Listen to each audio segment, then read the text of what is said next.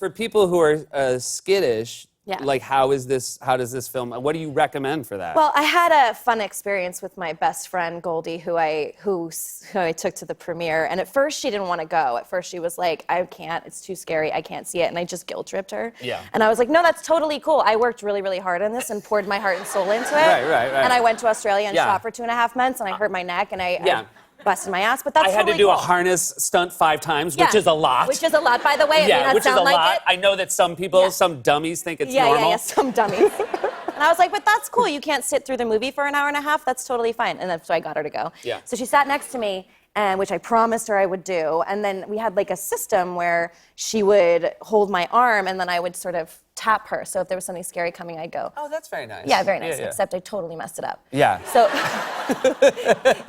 so I'd be watching, and I'd just be like watching the movie, and then I'd just sort of tap her arm, just like lovingly, you know. And then she'd be like, "What are you doing?" And I'd be like, "Oh, sorry. I was just I love you." And then there's one scene in the movie. Well, there's a lot of scary scenes in the movie, but there's one scene where something really bad happens at the end. And I was like, "Something kind of scary happens at the end of this." And she was like, "Okay." And then I proceeded to tell her about the other actor in the scene and how great they were and how wonderful, and we should have dinner with them, and they were so funny, and she was gonna love them. And then something bad happens at the end of the scene. And she literally pulled her arm away in actual anger and was like, "You're a dick." And like refused So to you were speak to basically me. like, "You'll love them. We should have dinner." Oh, right. Dinner's not a possibility. So I kind of messed that up, but we had a system, but oh well. You, I know that you were doing a junket, what people do when you do press, and you and your co-star, and there was an effort made to scare you guys during that. And Yeah. junkets are not by nature scary. No, not at all. Only by length. Yeah, exactly. They tried to scare us. They pulled us into a room, and we bought it hook, line, and sinker. We were such stupid actors. Yeah. You know, and they were like, "Our stunt coordinator, Harry, who's from Australia, has flown out to interview you," which is not a thing. Right. No one's going to do that. Yeah. And so we're like, "Oh, cool, right, of course he did, because we're actors. So, like, of course, everyone wants to talk to us." Right, that's all you have to do to trick an actor is be like, "People find you interesting." It's like, "Oh." Of course they do. Well. What can I do for you? We sat down and started taking pictures of each other, like just stupid. And then they started to really, really scare us. And they had this whole magic thing that they did, and they did all the tricks in the movie. And we actually legitimately got really scared. And there's a great video of it, which I posted on my Instagram. And I immediately did the total anti-feminist thing and like threw myself into his arms and was like, "Oh my God, I'm so scared." I like lost a shoe. Like I was not the superhero that I am in this movie at all. I was a total... I want to make it clear, I would do that as well.